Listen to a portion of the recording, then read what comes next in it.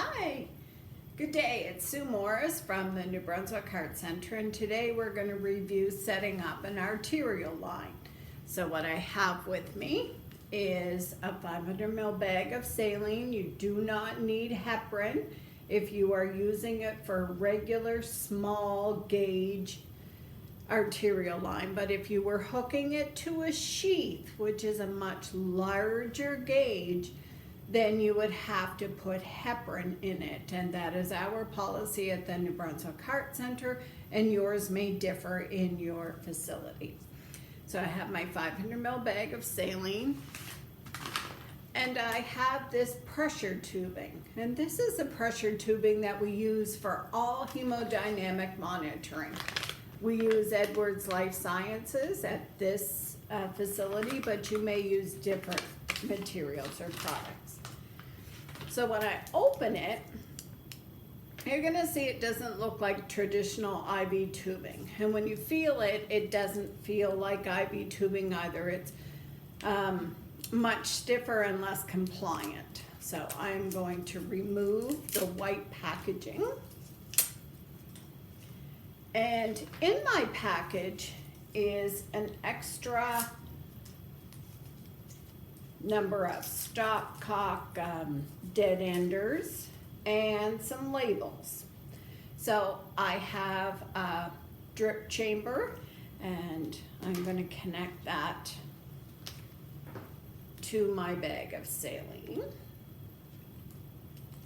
Then I'm also going to get a pressure bag.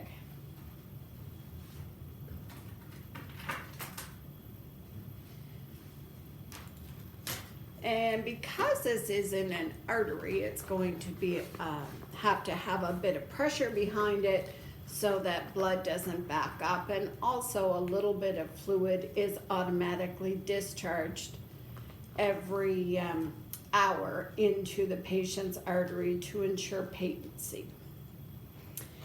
And so normally you would have a gauge here, and it's suggested that you would pump this up to 300 millimeters of mercury. You basically just have to pump it up until there is pressure on the bag. And then I'm going to hang this from my IV pole. And now to get fluid to run through the tubing, the only way I can do that is to pull this pigtail. And when I pull the pigtail, you will see that fluid comes down through. And so this is how you prime the tubing. And so you run until you pull the pigtail until you have fluid come out the end. And then you have to also flush your stopcocks. So I'm going to turn it off to where we are connecting to the patient and open to the bag, and I am going to flush this, and you can see that fluid is dripping out of this sampling port here. I'm going to have to change this dead ender because there is a hole in this meant to flush it, and so in your packaging will be dead enders without any hole. There is also an additional sampling port down closest to the patient. This is going to connect to the patient. And so I would turn it off to the patient. Again, I will pull that pigtail, and you will see water coming out or fluid coming out. Again, I would change this to a dead ender without a hole. And now I am ready to assist my physician with insertion. So usually the radial artery is the preferred site. So we would do an Allen's test to ensure that if we did any damage to the radial artery, that the patient would still have hand flow via the ulnar. And if you don't know how to do an Allen's test, stay with me at the end of this video and I will show you how to do that. So in our facility, a lot of times we will use an Arrow product. So this is a radial arterial catheter. And so once it's inserted into the patient, you would just screw it on like this. So it would sit in the patient's radial artery.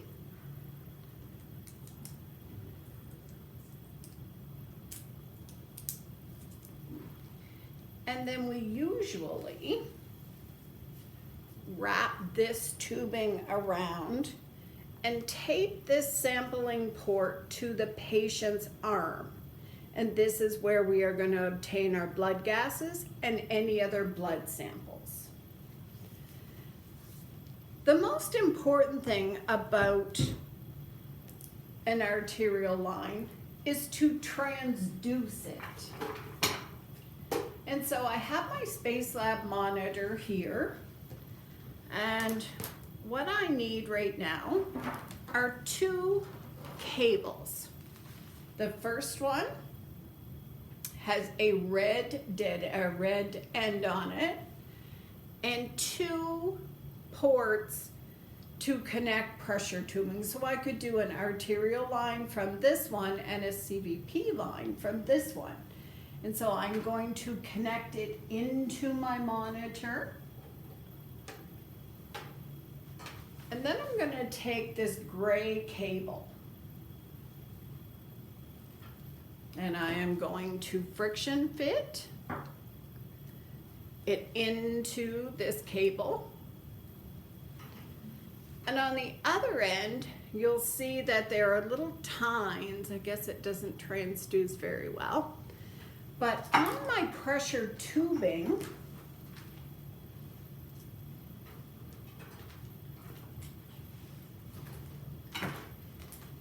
is what we refer to as the transducer. So right in here is a microchip. I am going to connect this and it just fits together via friction. And then you're going to see up here on the screen that it comes up and it says ART, not zeroed. So what that means is the machine is going to get confused between atmospheric pressure and internal pressure. So part of the quality assurance that we do when setting up any type of pressure lines is to do a zero. And what we're doing is we're telling the machine arterial pressure is the only one you need to look at, because we're telling you that atmospheric pressure is zero. And how do we do that? We come to our sampling port,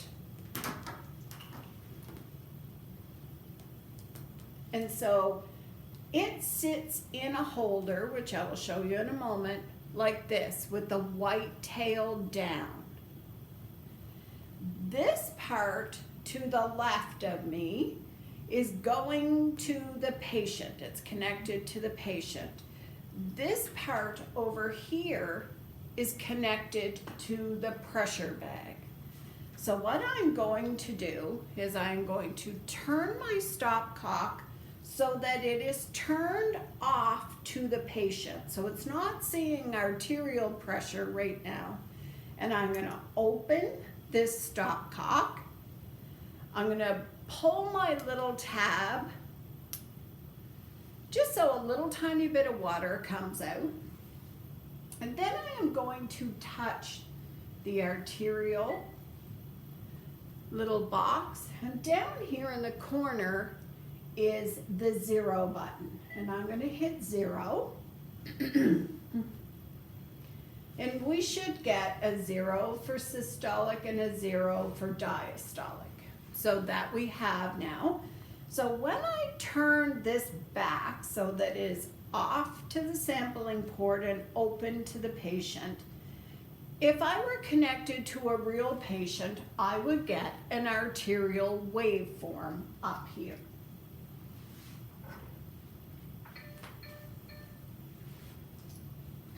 And just bear with me.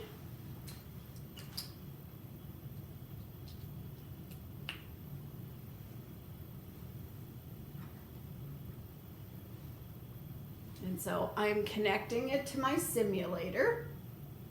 And here we are, an arterial waveform. I have my systolic, 115, 116, and my diastolic blood pressure. In the brackets, I also have the mean arterial blood pressure. Now, if I wanted to look at this closer, I could touch the arterial box, and I could go down here to scales. And you'll notice on the side that this scale goes from 0 to 200. If I wanted to make this waveform bigger, I could look at the systolic pressure, which is 116, and I could touch the scales, and I'm going to add 20 to this 116 so that I have a little bit different scale. So I'm actually just going to put this at 150, and I'm going to enter it. 150.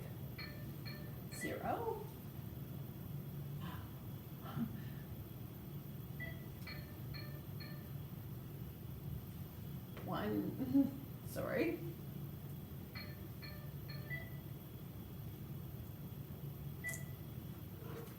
Doesn't want to accept the 0 over there. 155. Sorry, I can't get this. It's not calibrated correctly. Just hang on a sec.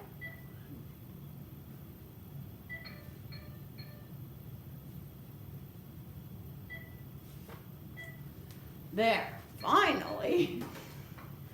So I have a much larger waveform here that I can see, and you can see that there is the anachronic limb, peak systole. I can actually freeze this, and sorry, it doesn't want to accept my fingers there. So I've frozen it, and I can move the cursor up and down to ensure that my mean pressure is accurate. And you can see from here that my cursor is saying equals 94. My mean that the machine has calculated is 91. So I know that this machine is calculating correctly. Then I'm going to hit normal screen.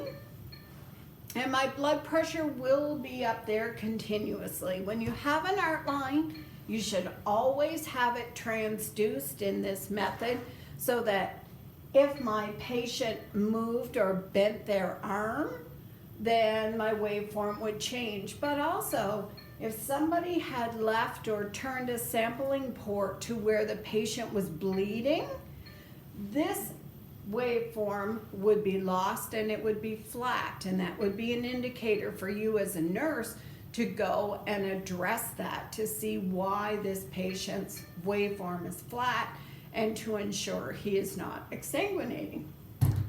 So stay tuned for our next video, which will go over doing an Allen's test, or in our cardiac cath lab we call it a thumb test. So thank you for your attention.